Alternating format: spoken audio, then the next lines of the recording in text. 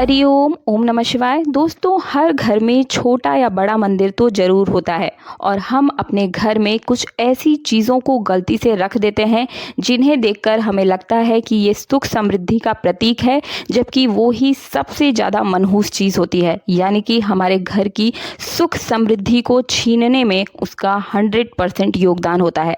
आज मैं आप सभी को उन 3 चीज़ों के बारे में बताने जा रही हूँ और मुझे पूरा यकीन है कि उन 3 चीज़ों में से एक या 2 चीज़ें जो गलत चीज़ें हैं वो आप सभी ने अपने घर के मंदिर में ज़रूर रखी होगी। बहुत ही ध्यान से आज की इस वीडियो को सुनते हुए चलिएगा दोस्तों। भगवान श्री कृष्ण के अनुसार मैं आपको बता रही हूँ, उन्होंने बताया है कि हर मनुष्य पूजा से जुड़ी हुई हर चीज़ को बहुत ही श्रद्धा भाव से अपने पूजा घर में रखता है। उन सामानों को वो श्रद्धा का प्रतीक समझता है।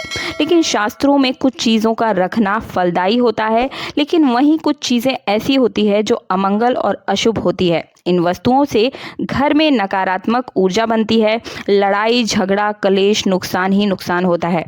आज मैं आप सभी को उन खास अशुभ चीज़ों के बारे में ही बताऊंगी दोस्तों। अगर आपके मंदिर में भी ऐसी चीज़ें रखी है तो तुरंत इस वीडियो को देखने के बाद आप हटाकर दूसरे स्थान पर रख दीजिएगा, लेकिन पूजा घर में भूल से भी नहीं रखें।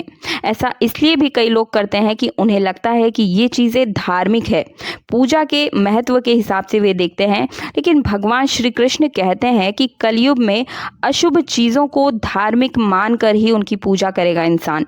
शास्त्रों में इसे वर्जित माना गया है। तो जाने अनजाने में अगर आपने अशुभ चीज़ें रख दी है तो उन्हें तुरंत ही हटा दीजिएगा।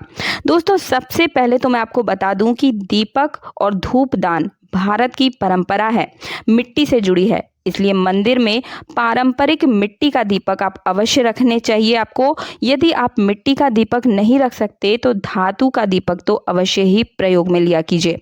अगर भगवान की आप पूजा बहुत आस्था और श्रद्धा से करते हैं तो रोज उपला रखकर घी और गुड़ का धूप भी दिखाया कीजिए।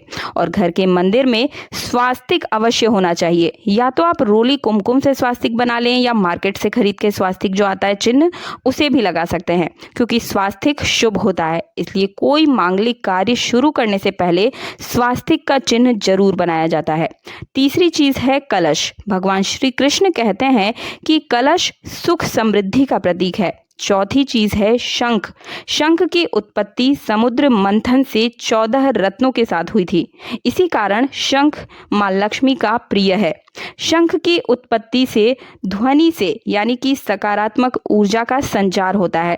पांचवी चीज घंटी। मंदिर में हमें घंटी तो अवश्य रखनी चाहिए दोस्तों, क्योंकि घंटी को शुभ माना गया है। इसलिए जिस घर में घंटी की आवाज होती है उस घर का वातावरण शुद्ध होता है, साथ ही सुख समृद्धि के द्वार खोल देता है। इन चीज़ों को घर के मंदिर में अवश्य ही रखना चाहिए।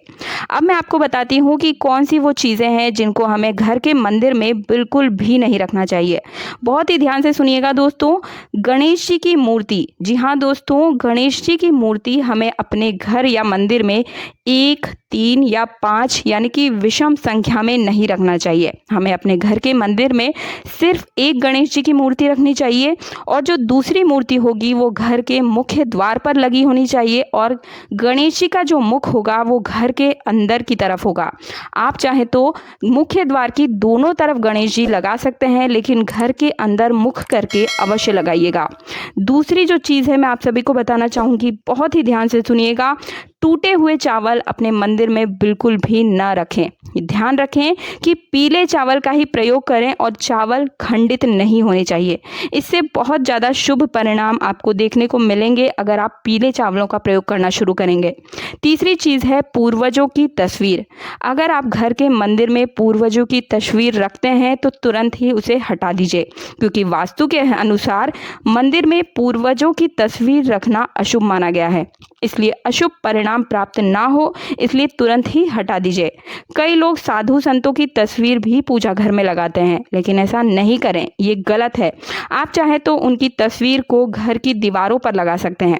भैरव बाबा, शनिदेव और काली माता की मूर्ति भी आपको अपने मंदिर में नहीं लगानी चाहिए। इस प्रकार माता लक्ष्मी की खड़ी हुई मूर्ति भी आपको ना लगाएं और माता लक्ष्मी हमेशा बैठी हुई मुद्रा में ही लगाएं। और एक चीज़ आप सब ध्यान रखेंगे कि घर के आपके जो मंदिर है उसके अंदर जो भी देवी देवता की आप फोटो या तस्वीर लगाते हैं वो हंसती हुई होनी चाहिए, रौद्र रूप में आप ना लगाएं। मुझे उम्मीद है कि आप सभी को आज की ये जानकारी पसंद आई है। पसंद आई हो तो चैनल को सब्सक्राइब करने के साथ पास वाला बेल आइकन जरूर दबा दीजिएगा दोस्तों, ताकि हमारा सनातन धर्म और भी आगे बढ़ सके। और हमें आपके सपोर्ट की भी बहुत आवश्यकता है।